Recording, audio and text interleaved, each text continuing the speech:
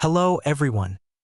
Welcome to Anime Series, the home of horror, mystery, and emotional anime stories. Here, we dive into the darkest corners of your favorite anime worlds. Twisted plots, haunting music, and unforgettable moments. All in one place. If you love fear, feel pain, and crave suspense, you're in the right world, so sit back, wear your headphones, and let the nightmares begin. I've been having nightmares since my boyfriend and I moved in together. Aiden? I asked. Is that you? Of course, he answered. Who else would it be? I peered closer into his face, but the harder I looked, the surer I was that something was wrong with him. I couldn't place it at first, but as I looked into his eyes, I realized that they were further apart than I remembered. Yes, weren't his eyes closer together? And his grin. As he smiled, I thought about the dimple in his right cheek, the one that I was so familiar with, but this man had a dimple in his left cheek. Or was I misremembering? I took a step away from Aiden, my trust faltering, and he confidently took a step forward. Instead of asking me what was wrong, he roughly grabbed my forearm, and I thought that Aiden would never do that. He would never grab me, he would hug me and ask what was bothering me. The man, the Aiden imposter, leered at me, yanking me towards him. I screamed, but no, I'm in a different place now. I'm thrashing in my bedroom and real Aiden is rubbing my arm, trying to comfort me and saying that everything is all right, you're okay now. I used to have these kinds of dreams a lot, I said the next morning. We had recently moved in together, and I was still getting used to waking up with someone else beside me each morning, or having to explain my bad dreams to someone. What was the dream actually about? He asked, rolling over onto his side to face me. He was still groggy, and I wondered if he had gone back to sleep quickly or if I had kept him up. It's creepy, I said. It might not sound like much if I were to describe it to you. He waited expectantly. Basically, I'm in a room with someone I know. In this case, it was you. But the more I look at you, the more wrong you look. Like you're an imposter or something. In this dream, you started to look like a different person. The more you looked like an imposter, the scarier you got. And I woke up just as you were about to do something bad to me. Yeesh, he said. That is creepy. I know, I said. I first started getting them when I was a kid. When my mom got sick, he squeezed my hand. I'm sorry. That sounds scary. It was scary. I was just a kid. But as she got progressively worse, my dreams got worse too.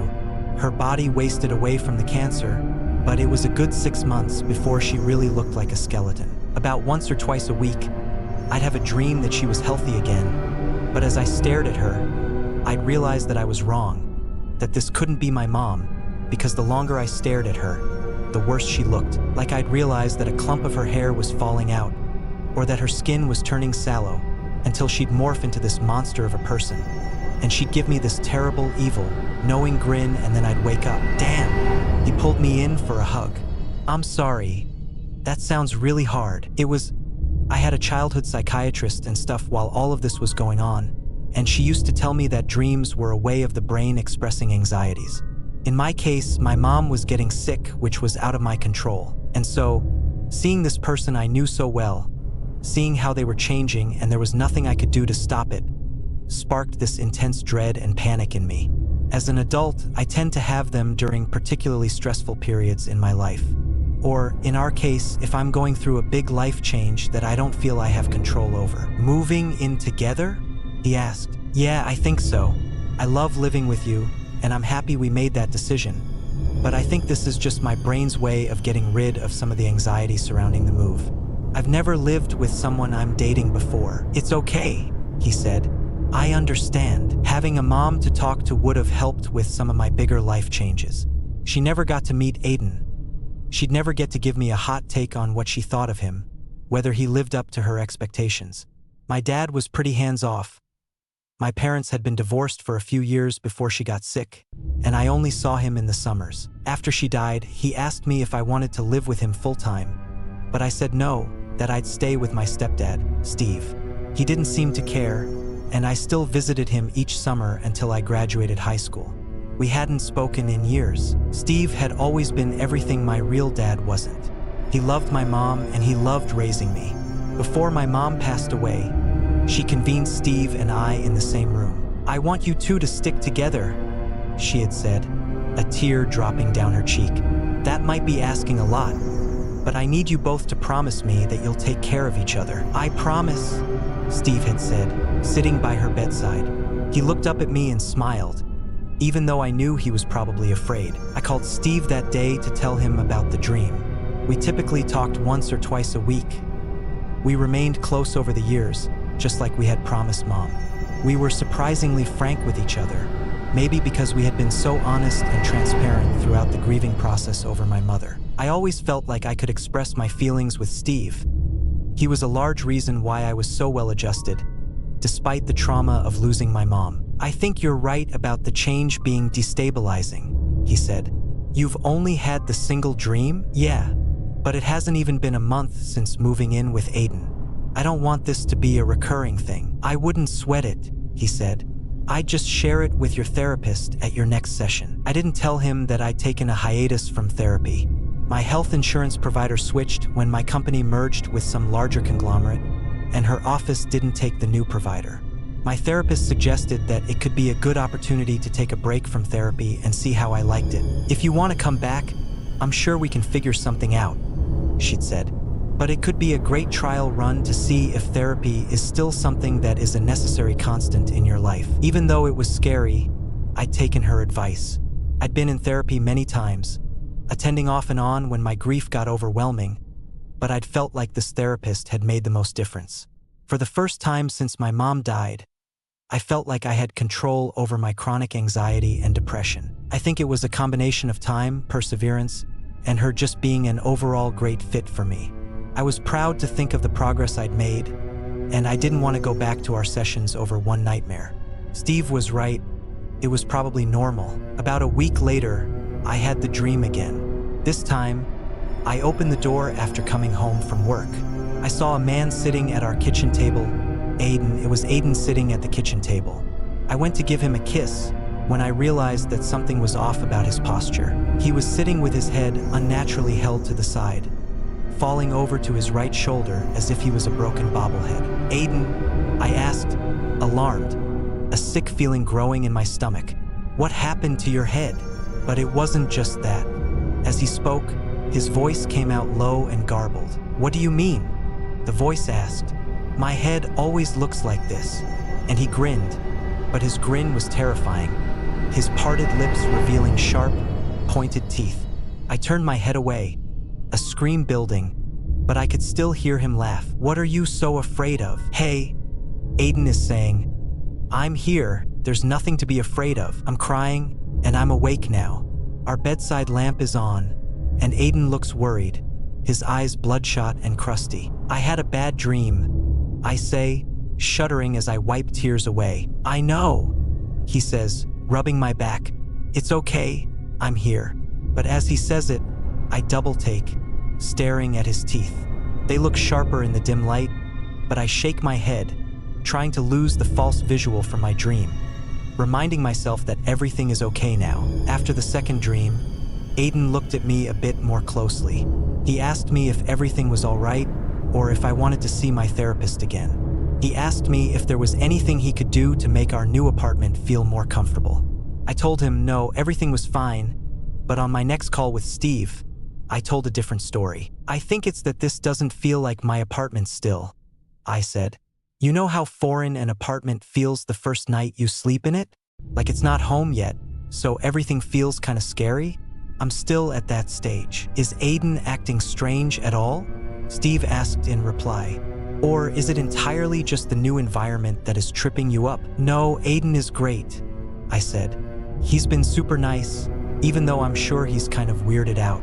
I was crying and everything after this dream. If he's a decent person, he'll understand, Steve said. It's nothing to be ashamed of. It's PTSD. Soldiers have these kinds of reactions. It's not a reflection of your character or anything. Don't be too hard on yourself. I agreed with him from an objective perspective, but internally, I felt concern gathering. Was this too much too fast? We'd been dating for 15 months, but maybe that still wasn't enough time to know I was ready to move in with him. I'd had attachment issues leading into adulthood. Losing a parent made me terrified of relying on anyone else for anything. I didn't think I could take more loss in my life. dated people here and there, but Aiden was my first serious relationship. The best thing about him was his consistency. He was always there for me, even when I didn't ask. If he said he'd be somewhere, he was there. If he promised something, he'd always deliver. I told him early on that my mom had passed away, and he told me early on that his last girlfriend ghosted him, leaving his place one morning only to never reach out to him again. We both agreed to be transparent with each other. After a year of dating, he finally brought up moving in together. We spent so much time at each other's places, and I was tired of driving 40 minutes through LA traffic each time we wanted to hang out. My lease was a month to month, so we waited the 3 months until his year lease would end and then took the plunge. I loved our apartment. It was small, but it had beautiful, black trimmed detailing and a tree whose leaves tickled our bedroom window in the mornings. It was quiet, a place I could feel safe in with lots of natural light and bright wood floors.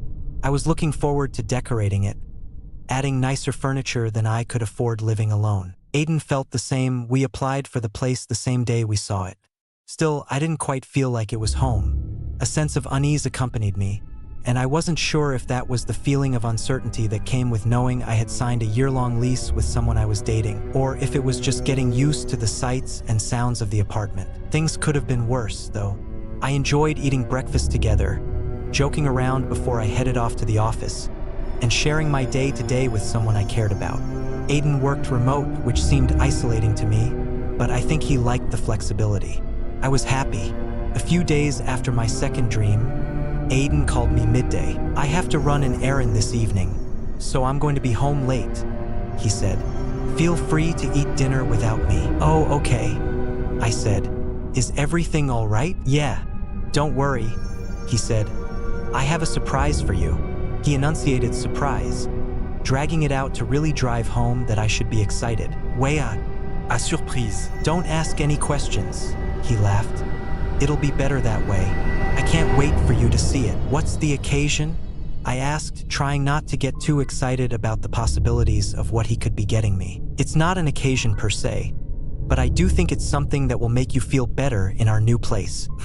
All right," I said, and the anticipation gnawed at me the rest of the day.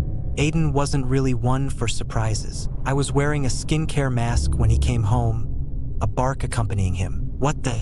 I called in shock as a ball of fur came barreling at me. "Did you?" "I did," he said, grinning from ear to ear.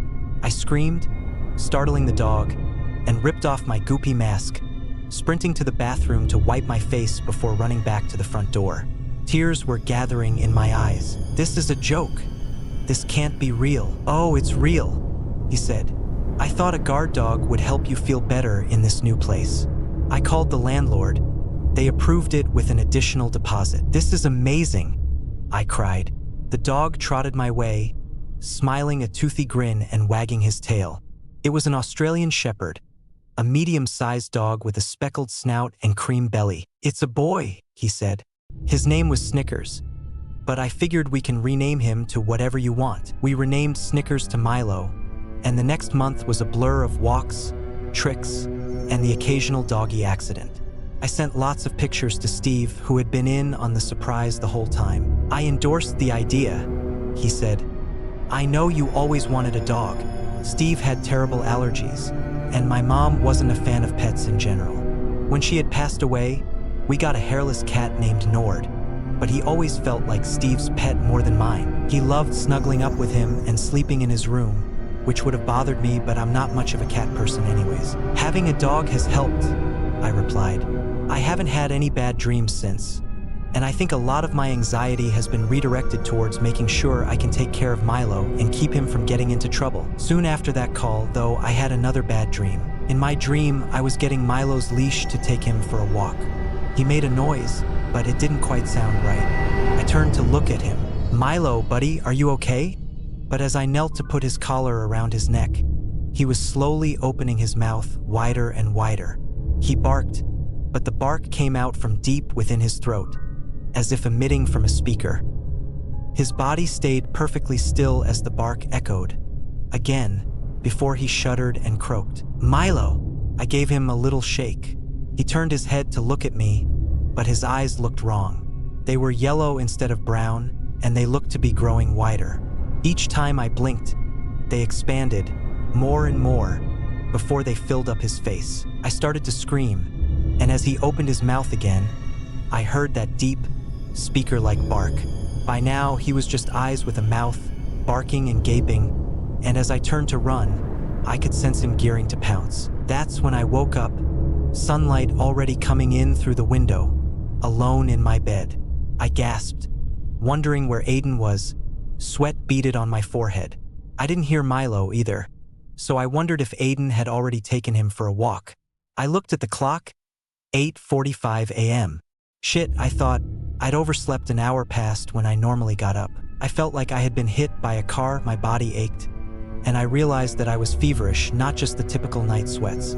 I opened Slack and sent my manager a quick message. "Hi Sarah, I'm coming down with a fever, so won't be working today. I can check Slack later today if there are any emergencies or escalations." She responded quickly, "Sorry to hear that. No worries, take care of yourself." Soon after, I heard Aiden and Milo coming in through the front door. The pitter-patter of feet told me that Milo was heading up the stairs, and I smiled as he trotted into the room. "I'm sorry, buddy," I said.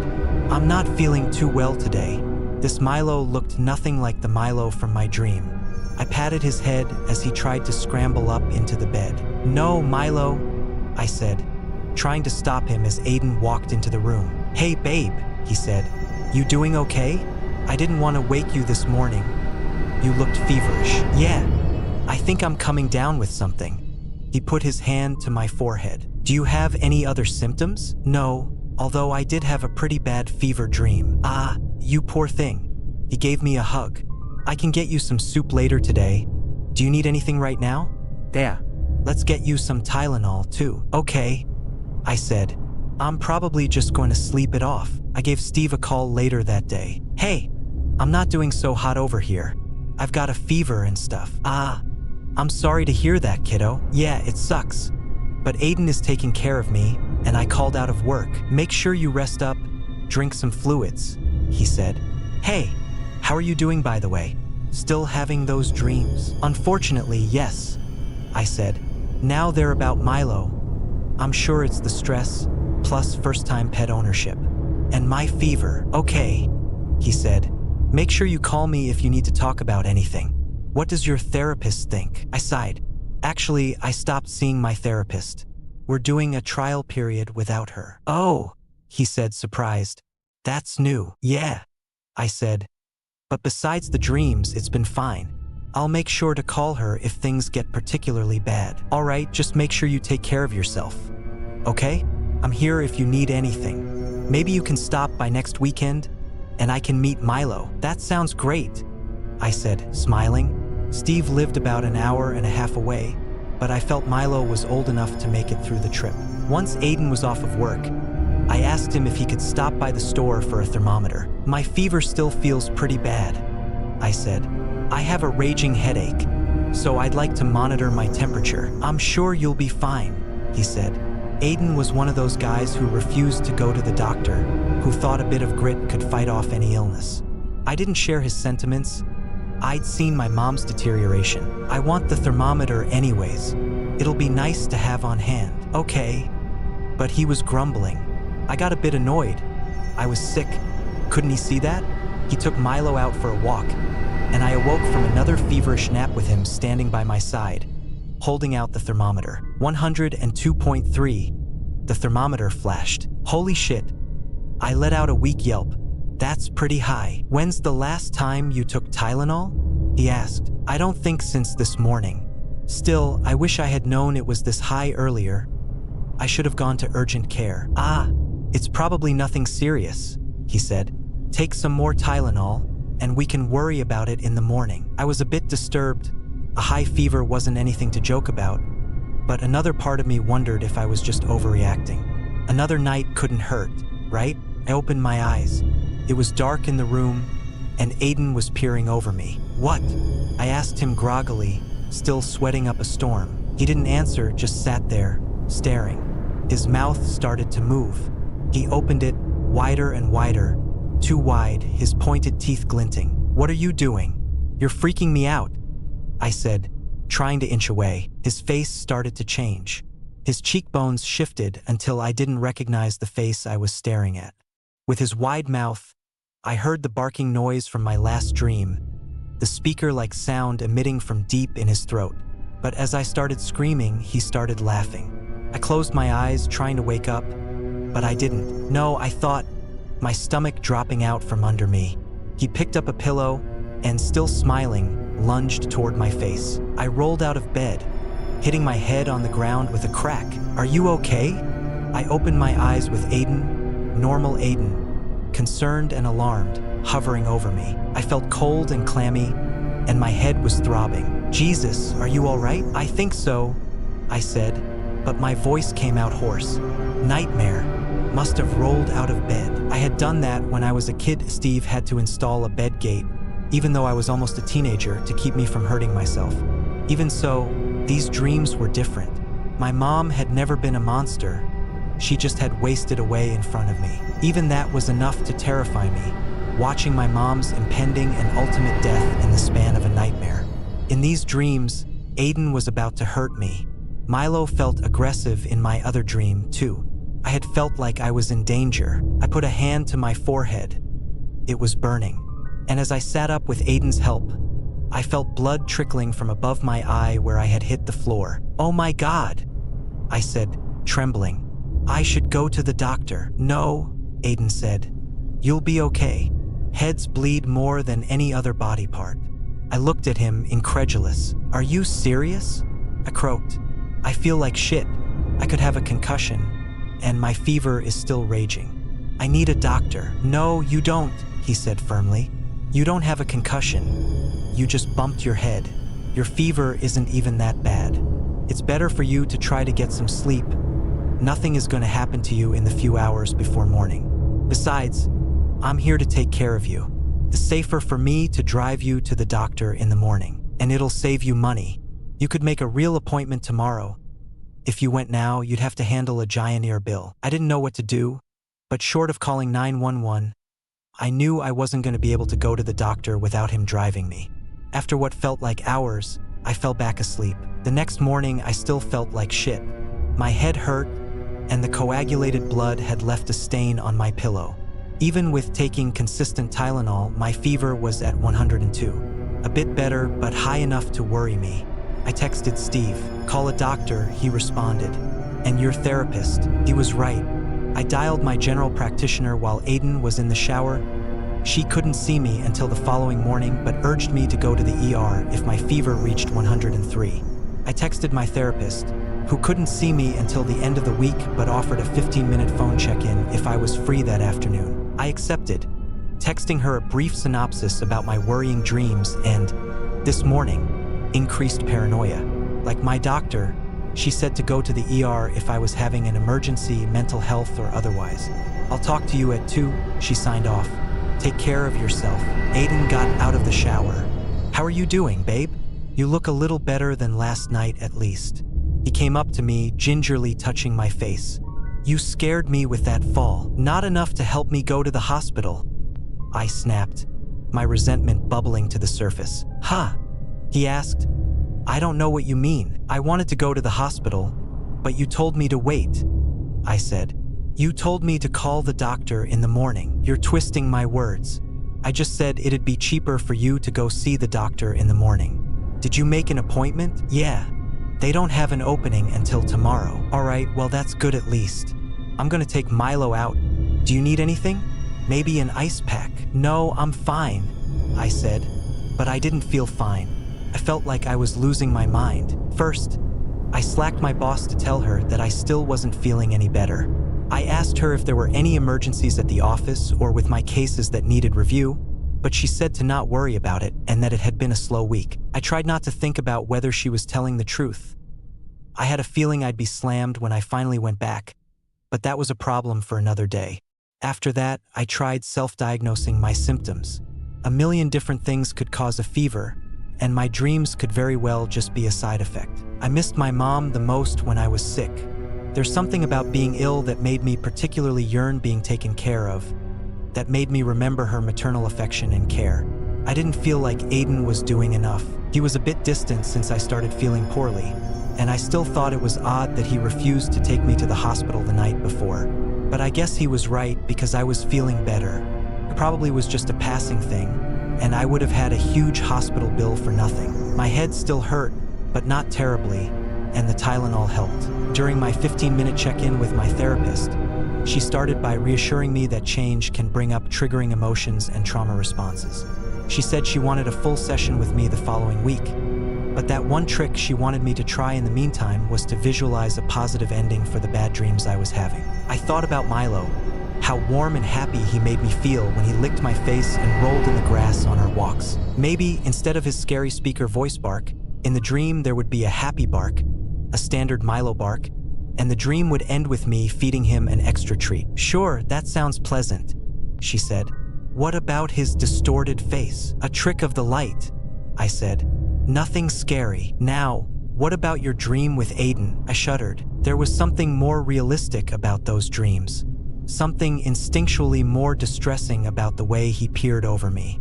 I'm trying to imagine something better. Maybe, right before he gets scary, he wraps me in a hug and tells me he loves me.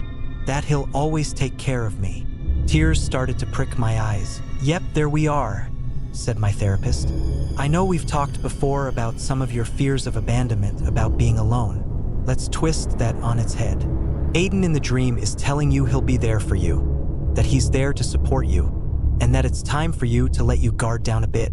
Time to stop looking for the red flags. Before Aiden, all I'd had was Steve. True, he had legally adopted me, and true, he was a better parent than I could have dreamed of. But having only one other person to count on isn't a great bet. I'd always tried not to think of what would happen when Steve passed away, when I truly became alone. Being with Aiden presented me with the possibility that maybe I would find someone else, and maybe I'd even have a family of my own someday.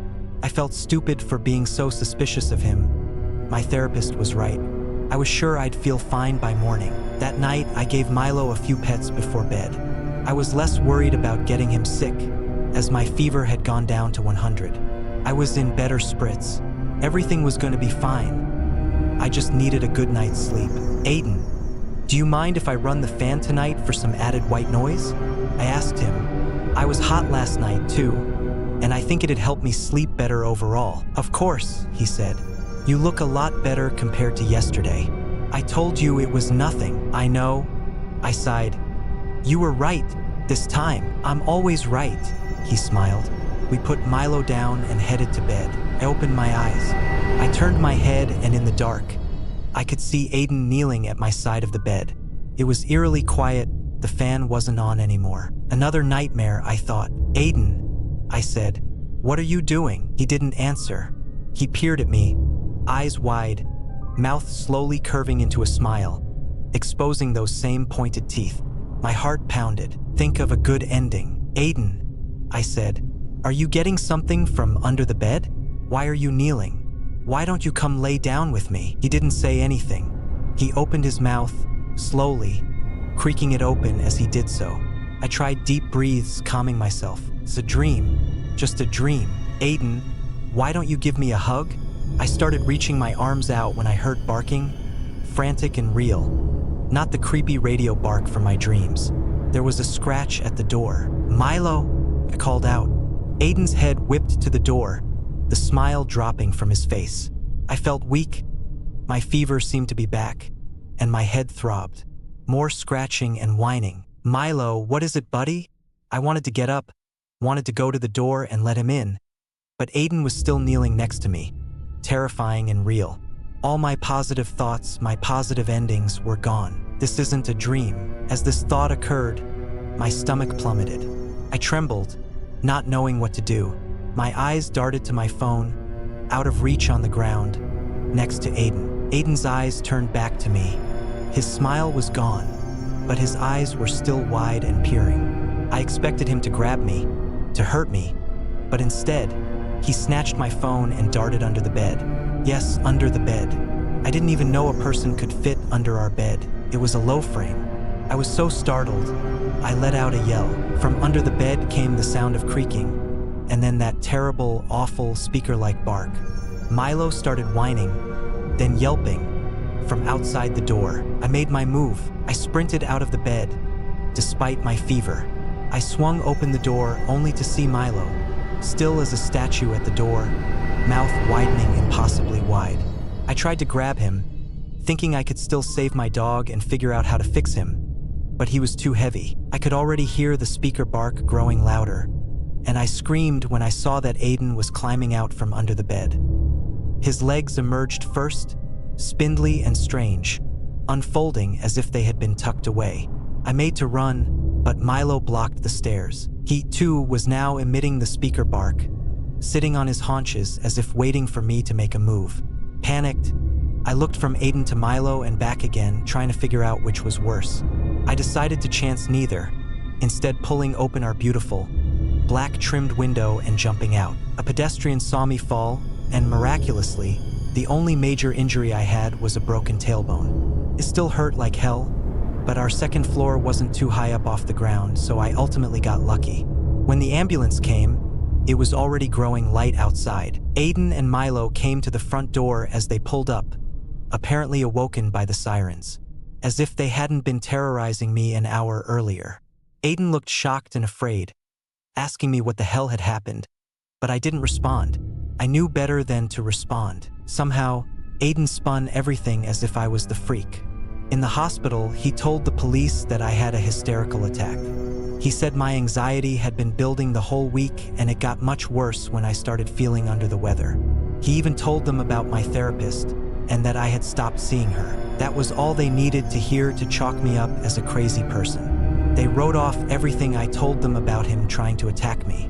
I stayed in the hospital all day, waiting for Steve to arrive as they took my vital signs and giving me some painkillers for the broken tailbone after determining it would likely heal on its own. Since I already had a therapist appointment scheduled, and Steve reassured them that I would be closely monitored, they let me go without inpatient psychiatric treatment. I broke up with Aiden before I was discharged.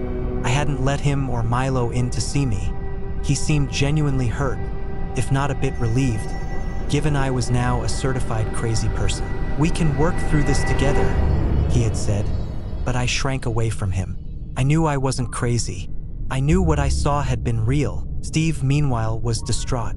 I told him my side of the story, and for the first time in my life, I felt like he wasn't on my team. He told me I shouldn't have ever stopped going to therapy, that moving in with Aiden had been too big of a change for me. He offered to help me pay off my rent that I was supposed to split with Aiden for the next few months, and that I could stay with him for a while to get back on my feet. I was hurt. We had been through terrible things together before, things much worse than moving in with my boyfriend. He should know that I could handle difficult situations. I knew my story was implausible, but I was telling the truth. I couldn't help wondering how my mom would feel if she were still alive. Would she believe me? My therapist agreed with Steve. I started seeing her twice a week, her goal being to convince me that I had imagined the whole episode with Aiden. She was disturbed that I refused to see Milo. "There's nothing to be afraid of," she said. "I think reconnecting with your pet would be a positive experience." "Milo isn't my pet," I said. "He's Aiden's pet." Saying the words out loud killed me, but I knew that I couldn't risk it. Maybe I'd get a new dog someday, and maybe I'd get a new boyfriend. But for now, I was better off on my own. Better off sharing space with Steve, trying to appear normal enough so he could stop watching me like a small child. Secretly, I think he blamed himself a bit for my episode. Maybe he thought that he shouldn't have agreed with my decision to move in with Aiden, or maybe he believed he should have seen signs of a mental decline. As much as I tried, I couldn't seem to convince him that there wasn't anything wrong with me, that Aiden was the crazy person. How was I so certain? Well, a couple weeks after the accident, I did some digging. Where had Aiden gotten Milo? I called all the Aussie breeders in the area, but none of them had sold a dog to Aiden. I called the shelters, but same thing. Was Milo a rescue? Was he stolen? Was he even a dog? Then I tried to look more into Aiden. I had never searched for him on LinkedIn. Our jobs were in totally different sectors, and I never really used my account anyways. There was nothing. I tried to think of the name of the company he worked for, but I realized he had always been so vague. I realized I didn't even have any evidence that he ever worked. For all I knew, he could have spent all day dicking around while I was out at the office. Finally, I thought about how he had never introduced me to his family or friends. He was new to the area when we met, but I did think it was strange that he had never suggested we take a trip to his hometown. Nobody ever came to visit him either. Who was Aiden? What was he? What disturbs me most of all is, just when I feel like I'm making progress, I'll wake up in the middle of the night and swear that I've heard something outside of my window. A loud, low speaker like bark. Archive post. New comments cannot be posted and votes cannot be cast.